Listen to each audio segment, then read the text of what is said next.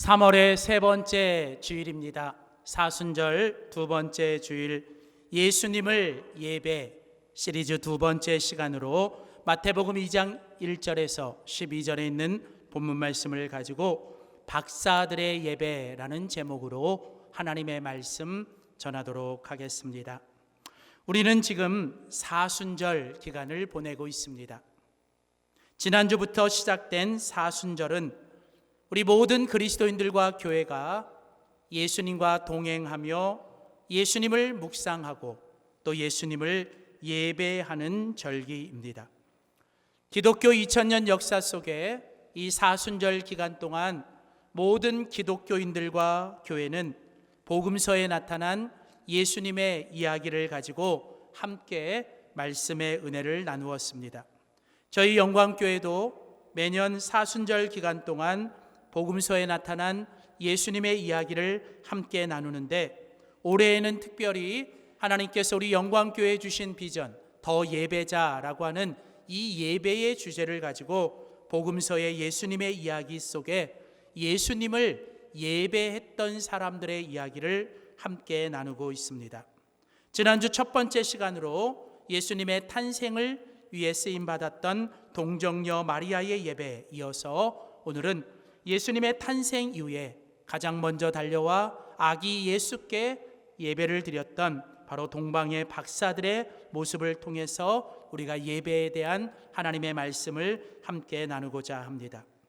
오늘 본문 속에 나오는 더 예배자, 바로 이 박사들의 모습은 바로 예배하는 사람들이었습니다. 오늘 본문 마태복음 2장에 보시면 예수님께서 이 땅에 태어날 때, 예수님께서 이 땅에 탄생하실 때 그 예수님의 탄생과 관련하여 세 종류의 사람들의 부류가 오늘 본문에 소개됩니다. 자, 첫 번째로는 헤롯 왕이 등장하지요.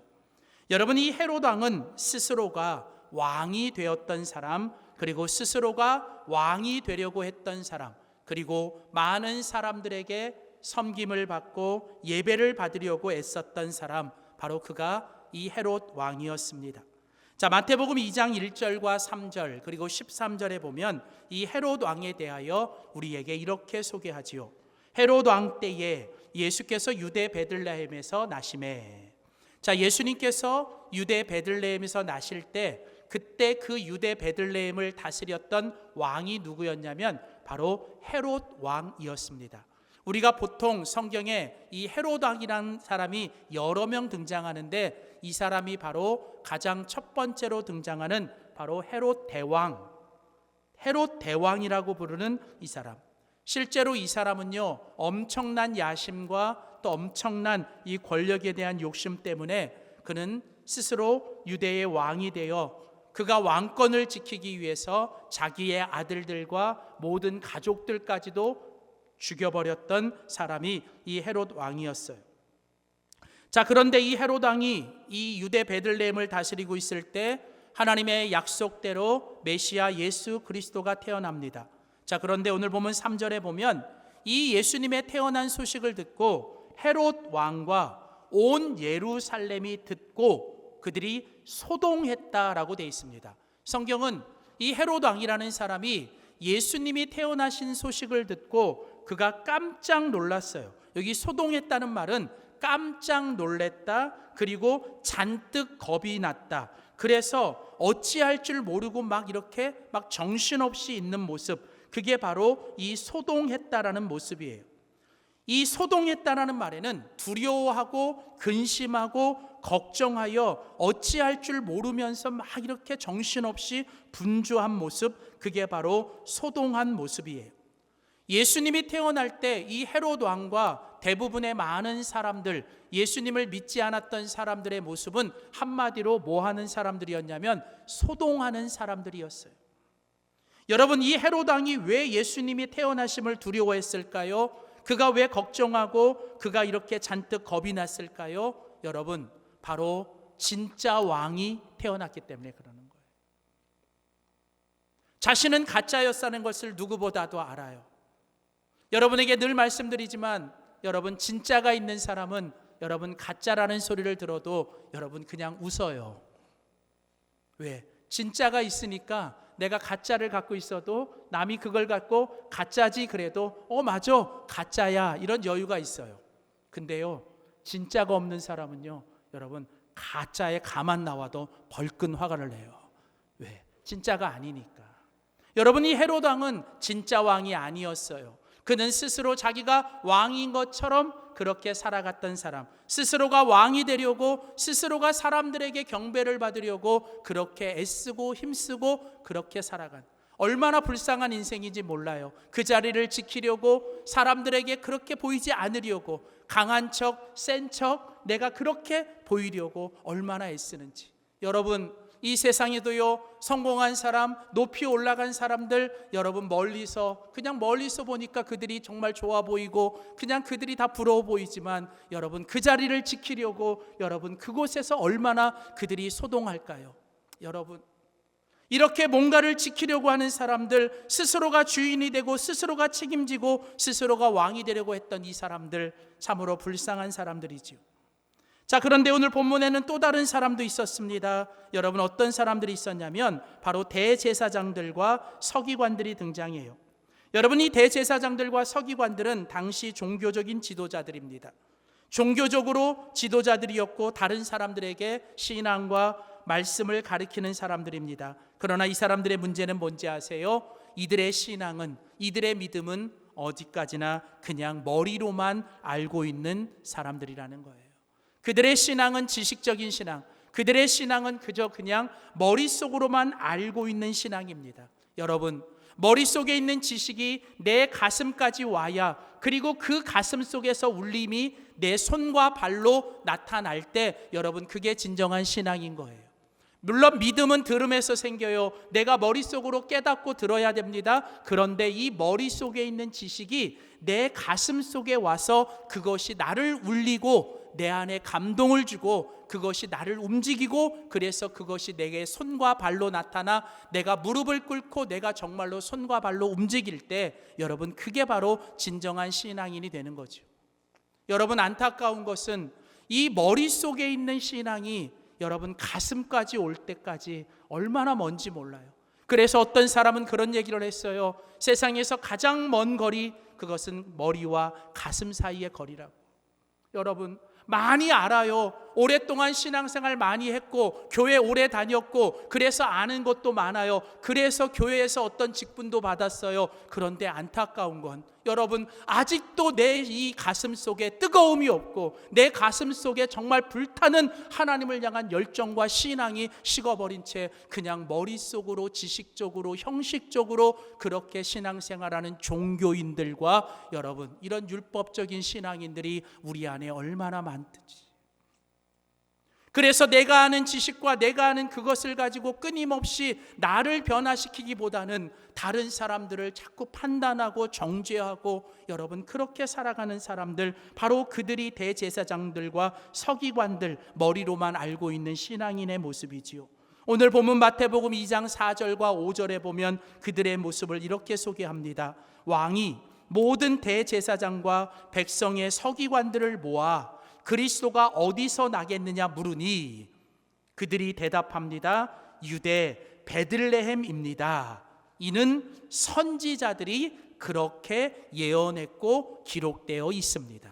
여러분 헤롯 왕이 물으면 이 사람들은 다 알아요. 이 사람들은 다 알아요. 예수님이 누군지, 예수님이 어디서 나는지, 무슨 동네에서 나는지. 왜요? 그들에게는 기록된 말씀과 뭐가요? 그게 다 있어요. 그게 다 있어요. 근데 문제는 기록된 말씀이 머릿속에만 그쳐 있다는 거예요. 이게 기록된 말씀이 내 가슴에 새겨지지 않는 거예요. 내 새겨진 말씀이 내 삶에서 드러나고 보여지지 않으니까 여러분 이들의 신앙은 뭐예요? 한 번도 하나님을 향하여 제대로 예배하지도 않고 하나님을 진정으로 뜨겁게 섬겨본 적도 없고 하나님 앞에 나와 정말 내가 몸을 다해서 모든 걸 다 바쳐서 하나님을 예배해 본 적도 없는 사람들.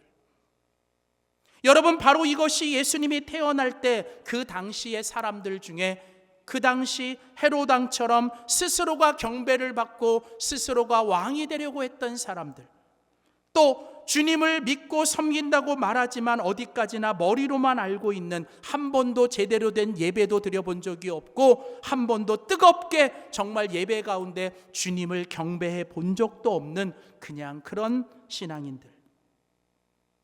근데 여러분, 이런 사람들 가운데 오늘 예수님이 이 땅에 태어나실 때 정말 진정으로 하나님이 원하시고 찾으셨던, 정말 영과 진리로 하나님을 온전히 예배했던 더 예배자들이 있었는데, 그들이 누구냐? 바로 동방에서 온 박사들이었습니다.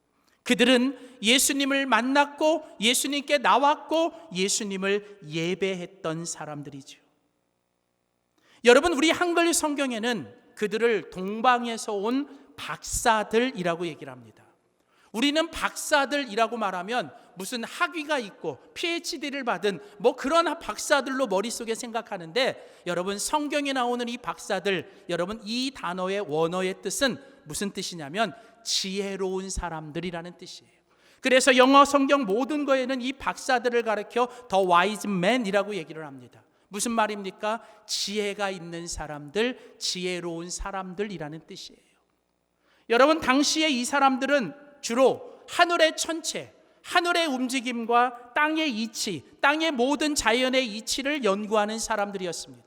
여러분, 하늘의 이치, 하늘의 천체와 땅의 이치를 연구하고 세상의 모든 자연을 연구하는 사람들, 여러분, 그 사람들이 당시에는 뭐예요? 지혜자들이었어요.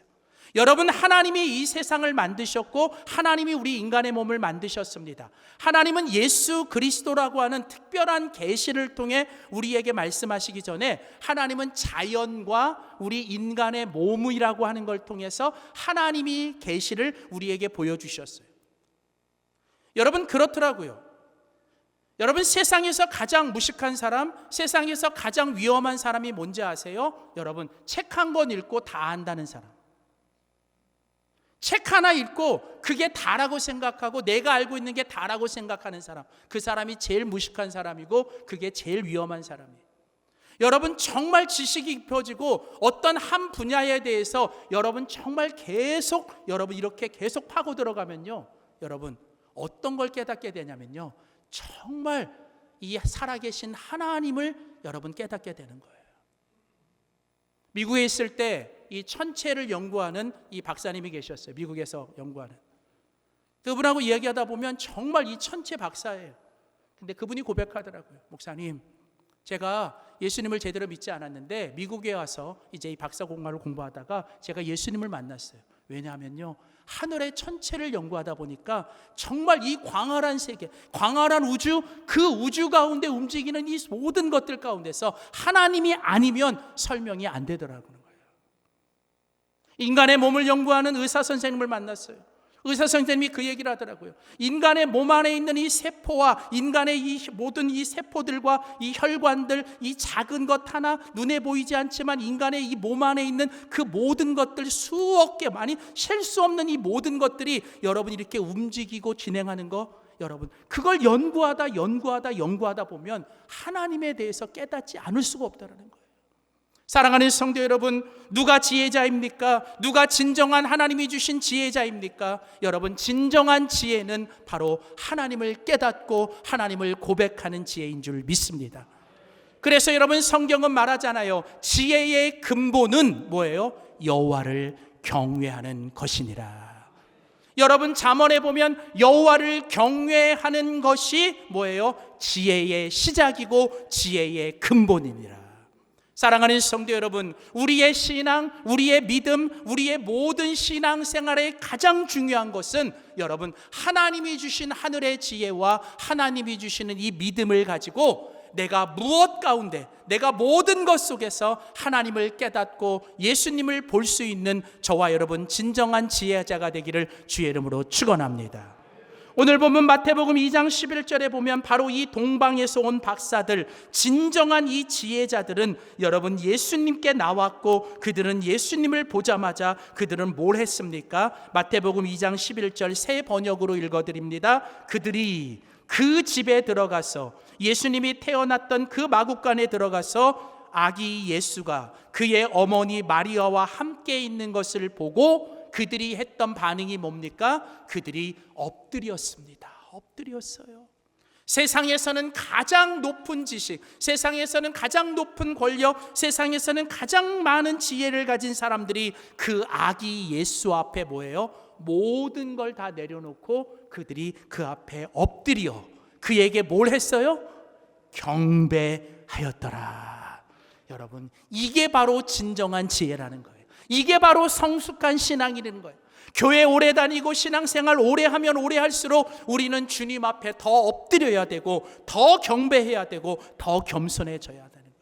여러분, 어떻게 신앙생활 오래 하고 믿음이 커지고 내 안에 진짜 주님이 주시는 믿음이 있는데 예배 드리면서 팔짱 끼고 그냥 뒤로 앉아가지고 그렇게 예배 드릴 수 있겠어요? 하나님 오늘 어떻게 예배 주시나, 무슨 말씀하시나, 이렇게 어떻게 할 수가 있어요?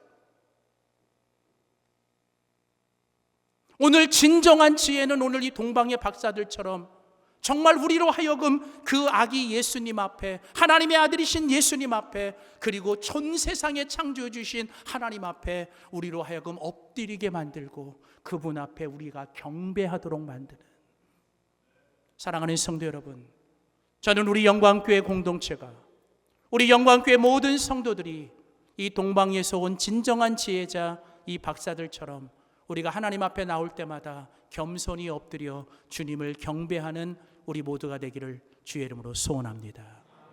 그래서 여러분, 오늘 성경에 이 예수님을 예배했던 두 번째 사람들인 이 박사들의 예배를 저는 경외하는 예배, 저는 경외의 예배라는 말을 여러분에게 드리고 싶어요.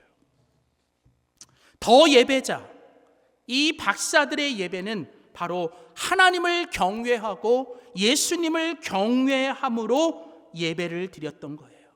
하나님이 그들에게 주신 지혜와 하나님이 그들에게 주신 신앙과 믿음을 가지고 그들은 내가 어디에 있든지 내가 무엇을 하든지 뭐예요? 하나님을 경외함으로 주님 앞에 서 있는.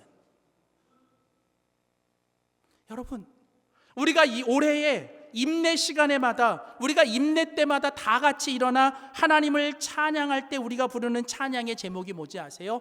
주를 경외함으로 주 앞에 서리라. 여러분, 주님을 경외함으로 주님 앞에 나와서는 예배. 하나님의 말씀을 들을 때마다 그 말씀 앞에서 뭐예요? 내가 주님을 경외함으로. 그래서 여러분, 오늘 우리들이 이 본문 속에 나오는 이 더 예배자, 이 동방의 박사들을 통해서 배워야 되는 예배는 바로 우리가 경외하는 예배, 경외의 예배예요. 그렇다면 여러분, 조금 더 구체적으로 이 동방 박사들을 통해 우리가 배워야 되는 경외의 예배는 무엇일까? 첫 번째로 우리 한번 믿음으로 크게 한번 따라합시다. 주님을 경외함으로 주님께 경배하는 것입니다. 여러분, 성경은 오늘 특별히 오늘 본문 마태복음 2장에 나오는 이 동방의 박사들을 통해서 오늘 예배하는 자들이 하나님 앞에 주님을 경외함으로 예배할 때 우리가 해야 될 모습은 뭐냐? 바로 우리는 주님 앞에 나올 때마다 주님께 뭐 해야 돼요? 경배해야 된다는 거예요. 여러분, 경배한다라고 하는 이 모습이 우리 속에 나타나는 게 뭐냐면 그게 엎드리는 거예요. 엎드림. 여러분, 성경 구약에서부터 요한계시록까지 모든 하나님의 사람들의 공통점이 뭔지 아세요? 하나님을 만날 때마다, 예수님을 만날 때마다 그들이 하나님과 예수님 앞에 엎드려 경배했다는 거예요. 엎드려 경배했다. 여러분, 오늘 우리들의 신앙과 우리들의 예배의 가장 중요한 핵심은 우리의 예배를 받으시는 하나님과 예수님 앞에서 정말 하나님과 예수님을 경외함으로 우리가 주님 앞에 나와 겸손하게 엎드려야 되고, 우리는 그 하나님과 예수님을 경배하셔야 된다는 거. 경배. 자, 오늘 같이 읽은 본문, 여러분 마태복음 2장 1절과 2절 말씀에 오늘 더 예배자 동방에서 온 이 박사들의 모습을 보겠습니다. 헤롯 왕 때에 예수께서 유대 베들레헴에서 나심에 동방으로부터 박사들이 예루살렘에 이르러, 자 보세요. 자, 예수님께서 헤롯 왕 때 태어났어요. 그런데 안타깝게도 여러분, 정말 예수님이 태어나셨던 예수님과 같은 민족이었던 여러분 그 유대인들 중에는 뭐예요?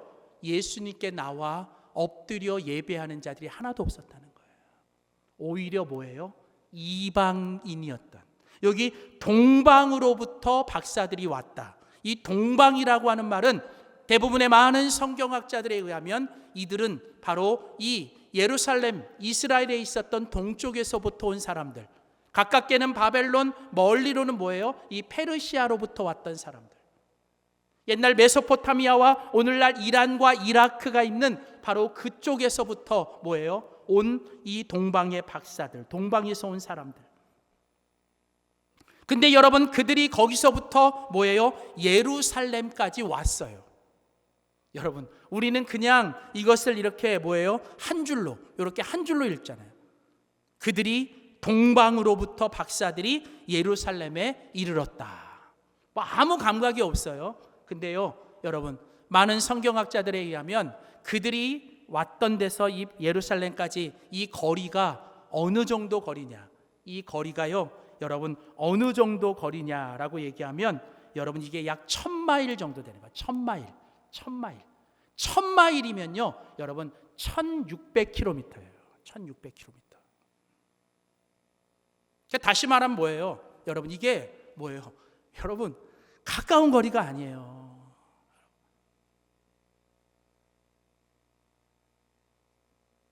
저는 저희 부모님이 군포에 사세요.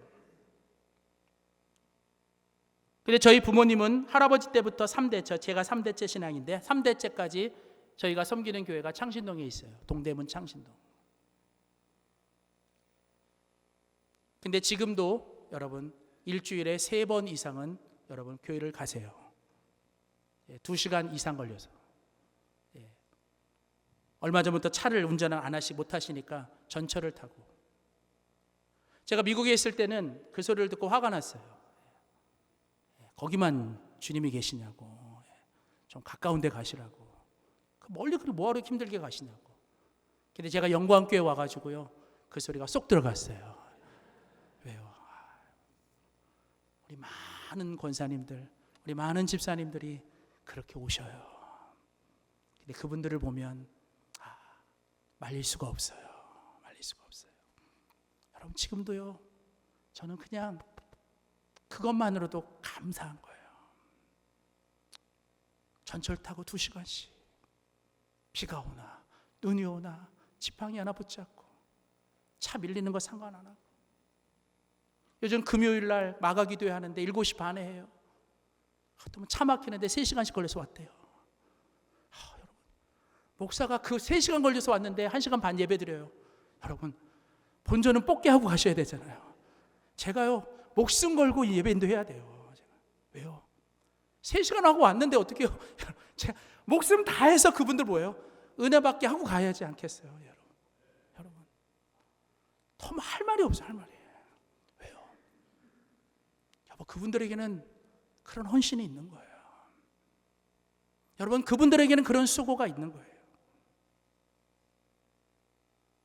여러분 오늘 이 동방의 박사들이 그 험난하고 그 길고도 멀었던 그 여정, 그 엄청난 수고와 희생과 아픔과 고통을 겪어내며 그들이 아기 예수 태어난 그 예루살렘에 와서 그 베들레헴에 들어가서 여러분 그들이 그곳에 왔던 단 한 가지 이유와 목적이 뭡니까? 오늘 성경에 보면 그들이 뭐 하러 왔다? 그들이 뭐 하러 왔어요? 예수님을 경배하러 왔노라. 여러분 그들이 온 딱 한 가지 이유는 예배하러 온 거예요. 예배하러. 여러분 그들은 예배하러 왔고 그들은 경배하러 왔어요. 경배하러 왔어요. 그래서 여러분 오늘 보면 마태복음 2장 11절에 보면 그들이 정말 어떻게 경배하고 예배를 했는지 오늘 본문은 더 우리에게 설명합니다. 집에 들어가. 예수님이 태어났던 그 집, 여러분 우리는 마구간이라고 얘기하죠. 여러분 번변하게 태어날 곳도 없어서 그 소와 양이 있었던 그 마구간에 들어가 아기와 그의 어머니 마리아가 함께 있는 것을 보고 뭐예요? 엎드려 뭐예요? 아기께 뭐 했더라? 경배했더라. 그리고 그들이 가져왔던 소중한 뭐예요? 그 보배합을 열어 황금과 유향과 모략을 예물로 드렸더라. 여러분, 오늘 본문은 두 번에 걸쳐서 똑같은 단어를 우리에게 소개합니다. 이 동방에서 온 박사들이 야기 예수님을 향하여 그들이 예배했다, 경배했다라는 단어를 써요. 여러분, 여기 경배했다 2절에 나오고 11절에 나오는 이 경배하다라고 하는 이 단어가 이 성경의 원어로는 프로스케네오라는 단어를 써요. 혹시 지난주 수요 예배 때 오신 분들은 이걸 10번 따라했어요. 10번. 프로스케네오.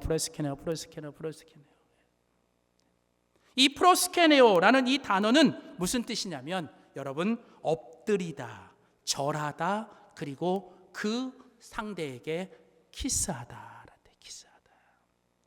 여러분, 고대 사회에는요, 내가 섬기는 주인, 정말 내가 사랑하고 존경하는 그 상대에게 여러분, 내가 그 당신을 향한 존경과 내가 당신을 향한 그 사랑의 표현으로 하는 게 뭐냐면 프로스케네오예요. 그게 뭐냐면 엎드리는 거예요. 그리고 그 상대에게 뭐예요? 그에게 키스를 하는 겁니다. 키스를 해요. 이 엎드리고 이 키스하는 것, 그게 바로 프로스케네오, 경배하고 예배하는 것인데, 이게 뭐냐면 그 상대를 향하여 내가 정말 당신을 존경하고 내가 정말 당신을 사랑합니다 라고 하는 표시, 사랑합니다. 여러분, 예배가 뭐예요? 경배가 뭡니까?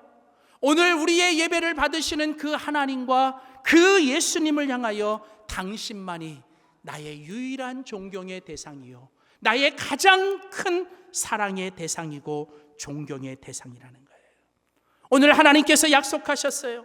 나를 존중하는 자를 내가 존중해 줄 것이고 나를 멸시하는 자를 내가 경멸하리라. 여러분, 우리 하나님은요, 하나님을 사랑하는 자를 하나님이 사랑하시고 하나님을 존경하는 자를 하나님께서 존경받게 하시고 하나님을 존중하는 자를 하나님께서 존중받게 하시는 거예요. 그런데 여러분, 그 우리의 사랑과 존중, 그 표현되는 게 뭐냐? 그게 바로 예배 가운데서 우리가 하나님 앞에 겸손히 엎드려 하나님만을 높이는 거, 하나님을 높이는 거. 경배라는 이 한자는요, 상대를 높이기 위해서 나를 낮추는 거예요. 나를 낮추는 거. 그렇다면 예배는 무엇입니까? 예배는 철저하게 하나님만을 높이고 하나님만을 높이기 위해 내가 더 많이 낮아지고 내가 죽어지고 내가 깨지는 거. 그래서 예배는 내가 하나님께 철저히 항복할 때 하나님만이 우리에게 주시는 행복을 느끼는 줄 믿습니다. 여러분, 예배는요, 내가 항복한 만큼 하나님이 주시는 행복과 축복을 얻어가는 거예요. 그래서 예배 시간은 뭐 하는 거예요? 경배, 엎드리는 거예요. 내 생각, 내 고집, 내 감정, 내 뜻 다 주님 앞에 죽이는 거예요. 예배 시간에 와서 딴 생각하면 안 돼요. 예배 시간에 와서 내 감정에 사로잡혀 있으면 안 돼요. 예배 시간에 와서 뭐예요? 여러분, 온전히 내 뜻과 내 생각과 내 감정은 하나님 앞에 엎드려 죽이고 뭐예요? 오직 하나님께만 전심으로 내가 주님께 집중함으로 내가 하나님을 이렇게 존경합니다. 내가 하나님을 이렇게 존중합니다. 내가 이렇게 하나님을 사랑합니다. 그리고 그 사랑의 표현으로 내가 몸을 드리고 마음을 드리고 시간을 드리며 마치 박사들이 유향과 황금과 모략을 드리는 것처럼 우리는 예배 가운데 시간과 마음과 물질을 하나님께 드림으로 하나님을 향한 존경과 사랑을 표현하는, 사랑하는 성도 여러분, 오늘 바로 이 박사들이 드렸던 이 예배, 바로 주님께 나와 엎드려 경배하며 경외하는 예배를 드렸던 이 예배가 저는 저와 여러분의 남은 인생 하나님께 예배를 드릴 때마다 우리 영광교회 공동체의 예배가 되기를 주님의 이름으로 소원합니다. 두 번째, 마지막으로 우리가 오늘 이 동방의 박사들을 통해서 배워야 되는 경외의 예배 두 번째 모습은 무엇일까요? 한 번 더 믿음으로 선포합시다. 주님을 경외함으로 말씀에 순종하는 것입니다. 예수님을 예배했던 더 예배자 박사들의 예배는 예수님과 하나님을 경외하는 예배였어요. 자, 하나님과 예수님을 경외하는 예배의 두 번째 모습은 뭐냐면 이제 바로 그 주님을 경외함으로 하나님의 말씀에 경청하고 그 하나님의 말씀을 들은 대로 내가 그 말씀을 가지고 다시 세상에 들어가 일상으로 돌아가 내가 그 말씀대로 살아가는 것, 여러분 그게 바로 진정한 예배의 모습이라는 거예요. 여러분, 오늘 우리가 하나님을 경외한다, 우리가 예수님을 경외한다는 것은 곧 하나님의 말씀을 경청하고 말씀을 순종하는 거예요. 여러분, 성경에 보면 하나님을 경외하는 자는 하나님의 말씀을 듣고 말씀을 여러분 지키는 자라고 얘기를 해요. 여러분, 하나님께서 이 사무엘 선지자를 통해서 사울 왕을 버리실 때 뭐라고 말씀하세요? 하나님이 왕을 버리시는 이유를 아십니까? 그것은 왕이 하나님의 말씀을 버리셨기 때문에 그래요. 왕이 하나님의 말씀보다는 사람의 말을, 하나님의 말씀에 귀를 기울이기보다는 세상의 말에 귀를 기울이시고 하나님의 말씀을 버리셨으므로 하나님도 당신을 버리십니다. 그러면서 이 사울 왕에게 했던 말이 뭔지 아세요? 하나님께서 원하시는 것은, 하나님이 원하시는 것은 뭐예요? 순종이지 그냥 종교적인 제사가 아니에요. 순종이 제사보다 낫고 숫 양의 기름보다 뭐예요? 듣는 것이 나으니라. 여러분, 우리가 정말 누군가를 사랑한다면 그 사랑하는 사람의 말을 뭐예요? 들어줘야 되잖아요. 들어줘야 되잖아요. 사랑한다 그러면서 그 사람 말 안 들으면 여러분 그건 사랑이 아니에요. 내가 그 누군가를 존경한다고, 내가 그 사람을 존중한다 그러면 어떻게 해요? 그 사람을 존경하고 존중한다면 그 사람의 말에 귀를 기울여줘야 되고 그 사람의 말에 뭐예요? 내가 따라줘야 되는 거잖아요. 자, 오늘 하나님 앞에 예배를 드린다는 게 그런 거예요. 여러분, 진정한 예배의 시작은 주님 앞에 나오시는 거예요. 주님 앞에 나올 때 어떻게 나와야 돼요? 주님을 경외함으로. 그래서 주님 앞에 나와서 뭐 해야 돼요? 주님께 겸손하게 엎드려 뭐예요? 나는 그 주님 앞에 죽고 주님이 사셔야 돼요. 자, 그렇게 내가 주님께 엎드려 경배하면 그때 이제 주님께서 그 엎드린 자에게 주님이 하시는 게 뭐냐면 말씀을 하시는 거예요. 말씀을. 여러분, 엎드려야 보여요. 엎드려야 들리는 거예요. 때로는 인생을 살 때요, 우리가 왜 자꾸 하나님의 음성이 안 들리고 하나님의 영광이 안 보이는지 아세요? 우리가 주님께 겸손하지 못하기, 우리가 주님께 엎드리지 않으니까. 그래서 때로는요, 하나님이 너무 답답하고 안타까워서 뭐예요? 우리에게 하나님의 음성을 들려주시고 하나님의 살아계심을 깨닫게 하시고 하나님의 영광을 보여주시기 위해서 우리를 때로는 어떻게 해요? 일부러 엎드려지게 하는 거예요. 엎드려지게. 그러니까 둘 중에 하나, 알아서 엎드리든지 뭐예요? 그냥 하나님에 의해서 강제로 뭐예요? 엎드리든지. 우리 집사람이 잔소리를 해요. 전 세상에서 제일 듣기 싫은 소리가 잔소리예요. 근데 우리 집사람은 은퇴할 때까지는 잔소리를 하겠대요. 그러니까 우리 집사람이 저한테 약속했어요. 은퇴할 때까지 제 건강 챙기는 거랑 잔소리는 하겠다고. 그래서 감사하죠. 근데 우리 집사람이 잔소리를 할 때마다 이런 얘기를 해요. 언젠가는 그런 얘기를 하더라고요. 차라리 나한테 듣는 게 낫다고. 그냥 나한테 듣는 게 낫지 다른 사람들한테 듣는 것보다 나한테 듣는 게 낫다고. 근데 그게 설득이 되더라고요. 그렇구나. 그래서 제가 싫지만 뭐예요? 들으려 그러는 거예요. 왜? 그냥 남한테 듣는 것보단 우리 집사람한테 그래도 듣는 게 낫겠다. 가끔 그런 생각을 해요. 왜 꼭 깨져야 깨닫는가? 참 인생이 오래 살았는데도 참 애들처럼 꼭 맞아야 깨닫고 깨져야 깨닫는 게 참 많아요.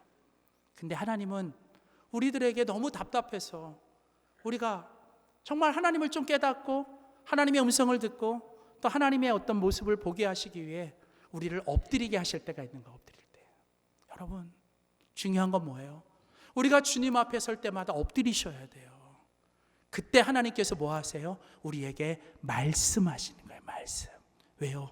말씀 속에 길이 있고, 말씀 속에 힘이 생기고, 말씀 속에 답이 보이고, 말씀 속에 하나님의 복이 들어있기 때문에. 그래서 여러분, 오늘 우리는 예배 가운데 뭐예요? 오늘 내게 주시는, 오늘 이 많은 사람들이 앉아있지만 나에게 지금 주시는, 내가 지금 들어야 될 뭐예요? 하나님의 말씀에 귀를 기울이셔야 돼요. 그래서 여러분, 우리는 말씀 앞에서 뭐예요? 오늘 주님을 기다리고, 마치 사슴이 시냇물을 찾기에 갈급한 것처럼 오늘 주님 내게 말씀하여 달라고. 말씀. 그리고 여러분, 오늘 우리는 그 말씀을 듣고, 말씀을 보고, 그 말씀을 받은 것 때문에 내가 너무 좋아서 기뻐하고, 내가 이제 그 들은 말씀 가지고 내가 세상에 나가 그 말씀대로만 따라갈 때, 여러분, 그게 바로 진정한 예배의 완성이 되는 거예요. 그러니까 예배는 주님께 나와서 하나님께 엎드려 주님의 말씀을 들어요. 그러면 내가 들은 말씀 가지고 뭐예요? 이제는 예배 가운데서 세상으로 향해 나아가서 내 삶의 자리에서, 내 일상 속에서 주신 말씀 하나 붙들고, 그 말씀 하나 붙들고 성령의 감동 따라서 오직 예수님만 바라보며 그 말씀대로 순종하며 살아갈 때, 그게 진정한 예배자의 모습인 줄 믿습니다. 오늘 바로 동방의 박사들이 그런 사람들이었어요. 오늘 마태복음 2장 9절과 10절을 보십시오. 박사들이 왕의 말을 듣고 갈새 동방에서 보던 그 별이 문득 앞서 인도하여 가다가 악이 있는 곳에 위에 머물러 서 있는지라. 그들이 별을 보고 매우 크게 기뻐하고 기뻐하더라. 자, 여러분, 여기 보면 여러분, 오늘 동방 박사들을 예수님이 있는 곳까지 인도했던 게 뭐예요? 뭐예요? 별. 여러분, 동방 박사들은 별을 따라왔어요. 그리고 별이 멈춘 곳에 여러분 멈췄습니다. 여러분, 뭐가 생각납니까? 구원받은 이스라엘 백성들이 한 번도 가본 적이 없는 광야의 길을 가를 때 지도도 없었어요. 그들에겐 내비게이션도 없었습니다. 그러나 그들에게는 뭐가 있었어요? 주님의 말씀과 주님의 사인이 있었죠. 낮에는 구름 기둥으로, 밤에는 불 기둥으로 하나님의 말씀을 통해 여러분, 그들은 따라간 거예요. 여러분, 기둥이 멈추면 그들도 멈추는 거고, 기둥이 가면 뭐예요? 그들도 따라가는 거예요. 여러분, 오늘 동방의 박사들은 바로 별을 보고 인도함을 받고 따라왔어요. 그들은, 동방의 박사들은 별을 보고 기뻐했고, 그 별이 있음으로 해서 여러분, 그들은 기뻐했습니다. 여러분, 한 번도 가본 적이 없어요. 아니, 어떤 게 뭐 하나 장담된 것도 없습니다. 불확실성에서. 그러나 모든 어둠과 흑암이 가득해도 여러분, 그 가운데 뭐가 떠 있어요? 별이 떠 있는 거예요. 별. 여러분, 어두컴컴하고 절망과 고통과 이 아픔의 시간을 보내지만 그 가운데 뭐가 있어요? 별이 있으므로 그 별 하나를 보고 기뻐하는 사람, 이게 바로 진정한 신앙인, 진정한 믿음의 사람들. 오늘 이 동방의 박사들은 여러분, 별. 여러분, 이 별이라는 게 뭐예요? 2000년 전 고대 사회에서는 이 별이 나침판이에요. 이 별이 뭐예요? 오늘날로 말하면 내비게이션이에요. 내비게이션. 실제로 배를 타는 항해하는 사람들과 사막과 광야를 걷는 이 모든 여행하는 사람들은 그들의 방향을 뭐로 찾아요? 별을 보고, 북극성과 그 별을 보고 그들은 자신들이 가야 될 방향을 보고 살아가는 거예요. 오늘날 이 시대의 영성의 문제가 뭔지 아세요? 오늘날 이 시대의 사람들의 문제는 너무 방향보다는 속도에 매진한다는 거예요. 그저 그냥 뭐예요? 올바른 방향은 모르고 남보다 빠르게, 남보다 높이, 남보다 빠르게, 그저 그냥 스피드, 속도의 경쟁. 오늘날 이 시대는 여러분, 시계를 보기 전에 먼저 나침판을 보고 가야 되는 거예요. 여러분, 오늘 우리 그리스도인들과 믿음의 사람들에게 있어서 하늘의 별은 뭘까요? 우리가 따라가야 될, 우리가 붙잡아야 될, 우리가 따라가야 될 그 방향을 가르쳐주는 그 별이 뭘까요? 그건 바로 하나님의 말씀입니다. 여호와의 말씀은 내 발의 등이요 내 길의 빛이요 어둠 속에 빛나는 별인 것입니다. 때론 내 인생에 내일 나에게 무슨 일이 일어날지 몰라도, 내일 나에게 무슨 일이 일어날지 몰라도 걱정하지 마시고, 근심하지 마시고, 두려워하지 마시고, 오늘 나와 함께 계시고 오늘 나를 인도하시는 하나님의 말씀 붙잡고 그 말씀 앞에 모든 것을 내어 던지며 그 말씀만 따라가는 진정한 예배자들이 되시기를 주의 이름으로 축원합니다. 기도합시다. 하나님 아버지 감사합니다. 오늘 동방의 박사들을 통하여 경외의 예배를 가르쳐 주시니 감사합니다. 하나님, 정말 소동하는 인생 속에서 스스로 왕이 됐던 헤롯처럼, 그리고 머리로만 알고 한 번도 제대로 예배드려 본 적이 없는 그 대제사장들과 서기관들처럼 되지 않게 하시고, 정말 이 동방의 박사들처럼 하나님이 주신 지혜와 하나님이 주신 믿음과 신앙 가지고 날마다 하나님을 예배하고 예수님을 예배하게 하시되, 경외해야 하는 마음으로 정말 주님께 엎드려 경배하며 예배하게 하시고, 오직 말씀 하나 붙들고 말씀 하나 따라가며 말씀 앞에 두려워하며 말씀 앞에 생명을 걸고 말씀 앞에 우리의 모든 것을 걸고 오직 말씀만 따라가는 우리들 되게 하여 주시옵소서. 감사드리며 예수님의 이름으로 기도드립니다. 아멘.